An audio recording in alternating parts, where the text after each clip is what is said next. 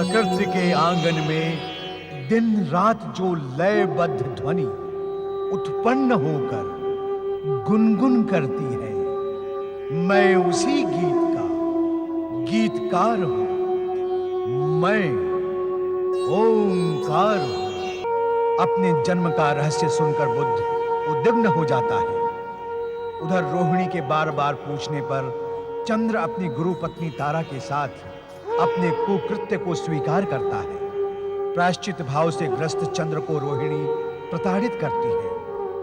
शिव की प्रेरणा पाकर ही बुद्ध अपनी मां तारा को लेकर देवगुरु बृहस्पति के समीप जाता है, किंतु बृहस्पति तारा की निंदा करते हुए उसका तिरस्कार कर देते हैं। बुद्ध की क्षमा याचना पर देवगुरु बृहस्पति ने बुद्ध को आज्ञा दी कि वो अपने अक्षम्य अपराध के लिए प्रायश्चित करते हुए एक तपस्वी के रूप में तप प्रारंभ करें। उनकी आज्ञा को शिरोधार्य कर बुद्ध ग्रह राशि वस्त्रों का त्याग कर तपस्वी के रूप में तप मार्ग पर निकल पड़ा। मार्ग में अनायासी देवर्षि नारद की दृष्टि बुद्ध पर पड़ती है।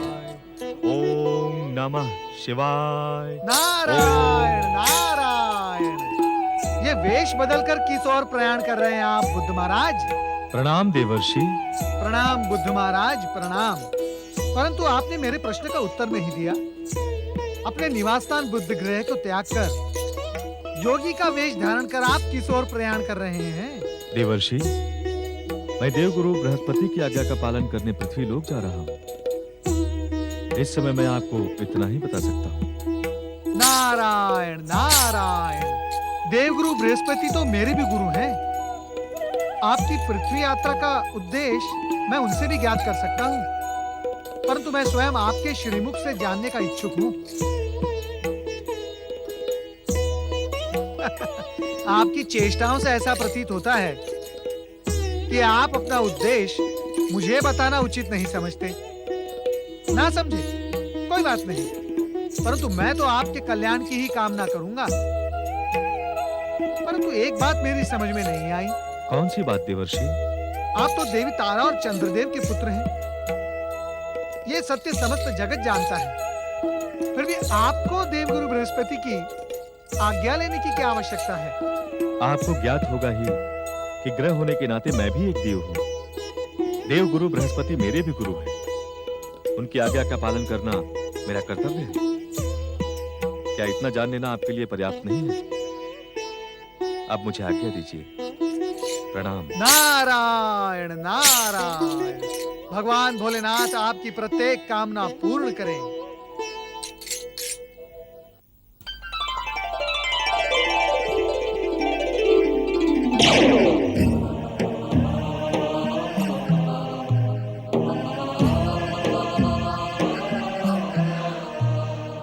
भोलेनाथ, क्या नंदी और शिवगणों को आपने जानबूझकर निद्रा में अचेत कर दिया है? इन्हें तो हमारे आने जाने का पता ही नहीं चला है। यदि ऐसे में यहाँ कोई राक्षस आक्रमण कर देता तो क्या होता? भस्मासुर के कैलाश में प्रकट होने के पश्चात तुम राक्षसों की कल्पना अधिक करने लगी हो देवी। हमारे कैलाश में राक्षस किसी विशेष उद्देश्य से ही आते हैं। ओम नमः शिवाय। जय देवाधिदेव। जय माता पार्वती। देवी, तुम अब तक भ्रम में थे। जब नंदी सोने का दिखावा करते हैं तो ये सचमुच जाग रहे होते हैं। प्रभु मैं जाग रहा हूँ। और जब ये जागने का अभिनय करते हुए हमारे सामने हाथ जोड़कर खड़े होने का नाटक करते हैं, तब ये सचमुच निद्रा मग्न होते हैं, क्योंकि उस समय इनके पास करने को कुछ होता ही नहीं। मैं समझी नहीं स्वामी, आप कहना क्या चाहते हैं? हम जो कहना चाह रहे हैं वो तुम प्रत्यक्ष देख ही रही हो। अब तुम ही बताओ कि इस समय नंदी जाग रहे हैं या सो रहे हैं? नंदी, तुम ही बताओ, इस समय तुम जाग रहे हो या सो रहे हो? क्षमा करें माता, हम भगवान भोलेनाथ के ही अंश से उत्पन्न हुए हैं। उनके नाम का स्मरण करते हुए हम समाधि में भी जागते रहते हैं। जिस समय लोग हमें सोता देखते हैं उस समय भी हम जाग ही रहे होते हैं। प्रतीत होता है कि नंदी को हमारी बातें तीर की तरह चुभ गई हैं देवी, इसलिए अब ये निरंतर जागते ही रहेंगे। अवश्य प्रभु, आपके आदेश पाए बिना हमारे लिए सो जाना असंभव है। परंतु मुझे आज्ञा दें स्वामी, इतने लंबे गगन विहार और ग्रहों की यात्रा के पश्चात मेरे लिए निद्रा आवश्यक है। शक्ति स्वरूपा पार्वती कभी निद्रा मग्न नहीं होती, यह हम जानते हैं। यदि तुम विश्राम करना चाहती हो तो अवश्य करो। देवी पार्वती को विश्राम करने की स्वीकृति मिल गई, किंतु भोलेनाथ तो सदा ही सचेतन रहते हैं। ऐसा होना स्वाभाविक भी है, कारण कि यदि वे स्वयं निद्रामग्न हो गए तो संसार चक्र कैसे चलेगा। संसार चक्र को गतिमान रखते हुए शिव लीलाओं के अंतर्गत एक नवीन अध्याय का प्रारंभ होने जा रहा है, जिसके पात्र हैं मनुपुत्र इल्क। इक्ष्वाकुवंशी मनुपुत्र महाराज इल्क की जय जय जय। न्यायवान, ऐश्वर्यवान, कीर्तिवान महाराज इल्क की जय जय जय। महाराज इल्क की जय हो। महामंत्री जी, हमारे राज्य में सर्वत्र कुशल मंगल तो है? हाँ महाराज, सर्वत्र प्रजाजन महाराज के सुशासन और न्यायप्रियता के गुण गा रहे हैं। राज्य के प्रत्येक क्षेत्र में प्रजाजन सुखी एवं प्रसन्न है, परंतु सबके मन में एक ही प्रश्न बार बार उठ रहा है। कैसा प्रश्न महामंत्री जी? आप मौन क्यों हो गए महामंत्री जी? उस प्रश्न के बारे में हमें स्पष्ट बताएं। उस प्रश्न से आप अनभिज्ञ नहीं है महाराज। हर प्रजाजन यह जानने के लिए उत्सुक है कि हमारे होने वाले युवराज का जन्म कब होगा। ओम नमः शिवाय। आप सत्य कह रहे हैं महामंत्री जी।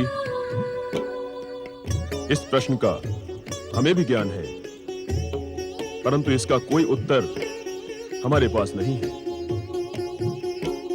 हम स्वयं यह प्रश्न बार बार अपने से ही पूछते हैं। महाराज इल्क की जय हो।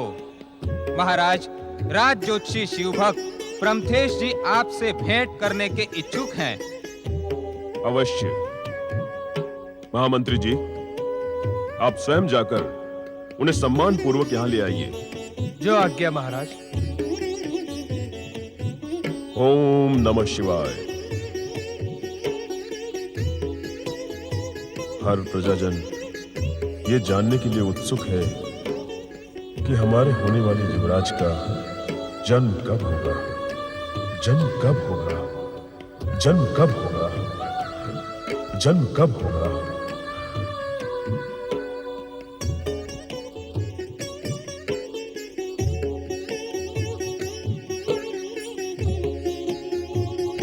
इक्ष्वाकुवंशी मनुपुत्र महाराज इल्क की जय हो। आप किस चिंता में खोए हैं महाराज? पधारे राज ज्योतिषी प्रमथेश जी, आपका स्वागत है। आपको चिंतित देख करके हमें भी चिंता हो रही है महाराज। बताइए, ऐसी कौन सी समस्या है जिसके कारण आप इतने व्यग्र हैं? प्रमथेश जी, हमारे राज्य और हमारे व्यक्तिगत जीवन से संबंधित कोई सत्य आपसे छुपा नहीं है। हमारी चिंता का कारण भी आपको विदित है।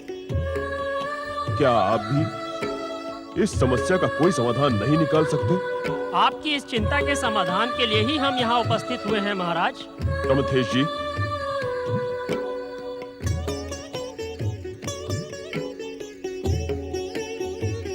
क्या उस प्रश्न का समाधान मिल गया आपको? भगवान शिव की कृपा से कुछ भी असंभव नहीं है महाराज। कुछ बातें ऐसी होती हैं जिनकी चर्चा के लिए एकांत की आवश्यकता होती है। मैं आपसे कुछ समय के लिए एकांत में चर्चा करने का इच्छुक हूँ। अवश्य, पधारे हमारे अंतःकक्ष में।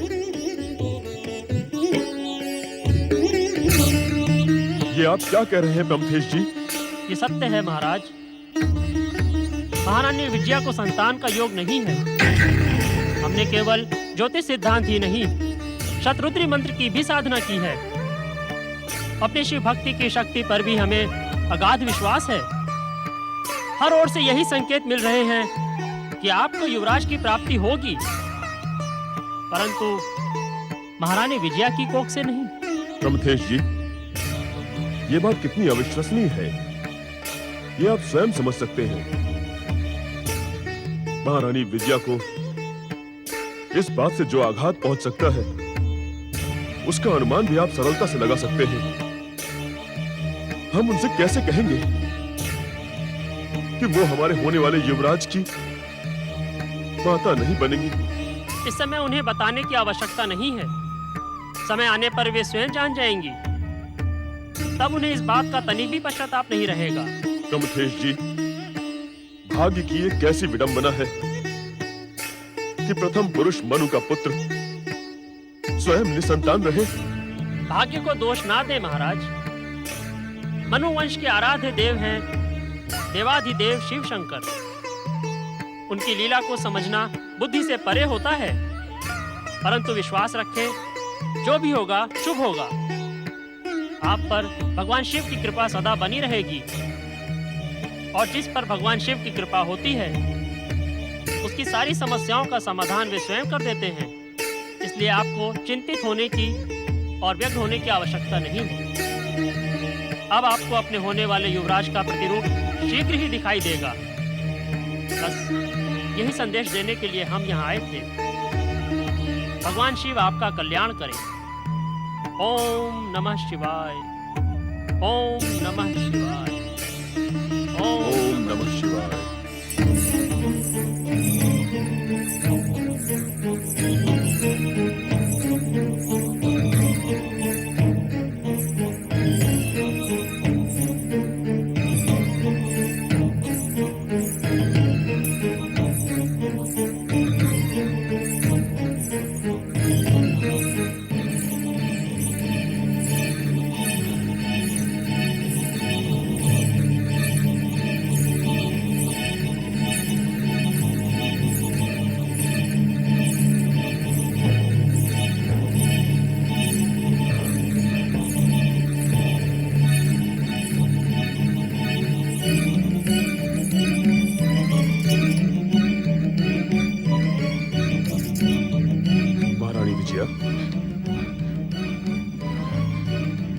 क्या बात है महारानी, आप इतनी रात तक जाग रही हैं?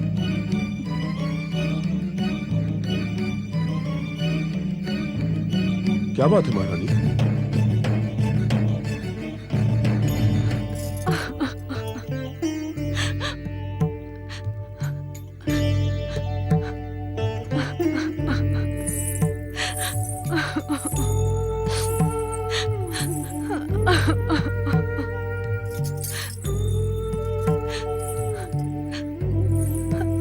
ऐसा कौन सा दुख है आपको महारानी, जो आप हमें भी बताने की इच्छुक नहीं हैं?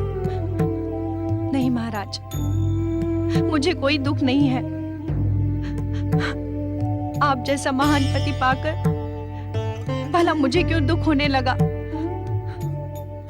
बस ऐसे ही कुछ बातें मन में उभरने लगती हैं तो मन कभी कभी उदास होने लगता है। इस उदासी और दुख का कारण हमसे छुपा नहीं है महारानी। मैं जानती हूँ आप मेरे दुख से अनभिज्ञ नहीं हैं। मैं ये भी जानती हूँ कि आप अपने दुख को मुख पर नहीं लाते, मन ही मन में छुपा कर रखते हैं। ये बात कुछ समय पहले सत्य थी, परंतु अब हमें कोई दुख नहीं है। प्राणनाथ, हमारे विवाह को 12 वर्ष बीत चुके हैं, परंतु अब भी हम संतान सुख से वंचित हैं। पता नहीं हमारे इस महान वंश को किसका अभिशाप लगा है। इस अभिशाप से हम शीघ्र ही मुक्त हो जाएंगे महारानी। हमें पूर्ण विश्वास है, हम शीघ्र ही इस राज्य का युवराज प्राप्त करेंगे। इस विश्वास का आधार क्या है स्वामी? मुझे तो विश्वास नहीं हो रहा। मुझे तो चारों ओर अंधकार ही अंधकार दिखाई दे रहा है। हमारे विश्वास का आधार है राज ज्योतिषी शिव भक्त प्रमथेश जी की भविष्यवाणी। राज ज्योतिषी प्रमथेश जी की भविष्यवाणी? भविष्यवाणियां हर समय सत्य सिद्ध नहीं होती स्वामी। प्रमथेश जी राज ज्योतिषी होने के साथ साथ परम शिव भक्त भी हैं। क्या आप जानती हैं, उनका कथन कभी असत्य सिद्ध नहीं हो सकता। उन्होंने हमें यह बताया है कि हमारे होने वाले युवराज का प्रतिरूप हमें शीघ्र दिखाई देगा। होने वाले युवराज का प्रतिरूप? ओम नमः शिवाय। प्रजापालक महाराज इल, महारानी विजया सदा कीर्तिमान भवा। पधारिए योगीराज। इतनी रात्रि को आप हमारे शयन कक्ष में? आप कहां से पधारे हैं योगीराज? मनुपुत्र महाराज इल, हमने आपकी बहुत कीर्ति सुनी है कि आप याचक योगी को निराश नहीं करते। योगी महात्माओं की सेवा करना तो हमारा परम धर्म है। परंतु पहले आप ये बताइए, आप कौन हैं और हमसे किस प्रकार की सहायता की अपेक्षा रखते हैं? आवश्यकता है केवल आपके राज्य के काम्यक वन में एक एकांत तपोभूमि की, जहां मैं निर्विघ्न होकर शिवाराधना कर सकूं, जहां मेरी तपस्या में कोई बाधा उत्पन्न न कर सके। ये हमारा अहोभाग्य होगा युवा योगी। आप जैसे योगी हमारे काम्यक वन को पावन करे, ये हमारे लिए गौरव की बात होगी। हमारी राजधानी से कुछ ही दूर पहाड़ियों से घिरा काम्यक वन है, जहां पर तपस्या करने वालों की हर मनोकामना पूर्ण होती है। वहीं सरोवर के तट पर आपके आश्रम की व्यवस्था राज्य की ओर से हो जाएगी। नहीं महाराज, मैं अन्य कोई सहायता लेने का इच्छुक नहीं हूं। तपस्वी को अपने तपोभूमि की रचना स्वयं अपने हाथों से करनी पड़ती है। उसके लिए आपसे अनुमति लेना ही मेरा उद्देश्य था। सच पूछा जाए तो योगियों को राजा से अनुमति लेने की क्या आवश्यकता है? ये शिष्टाचार है राजन। आपको ज्ञात होगा कि भगवान शिव ने भी हिमालय पर तपस्या करने से पूर्व महाराज हिमाचल से अनुमति लेना उचित समझा था। फिर मैं तो एक साधारण योगी हूं।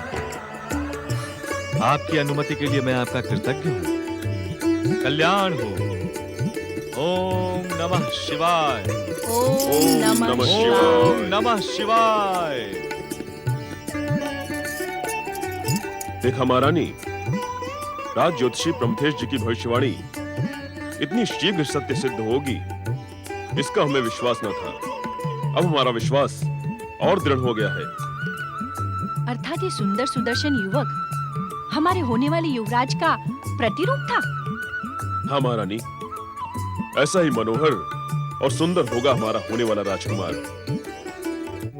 होने वाले राजकुमार की सुखद कल्पनाओं में मग्न हो गए महाराज और महारानी। मानो उनके लिए भविष्य वर्तमान बन गया हो, किंतु भविष्य में क्या होने वाला है उसका ज्ञान तो केवल सर्वेश्वर शिव को ही है।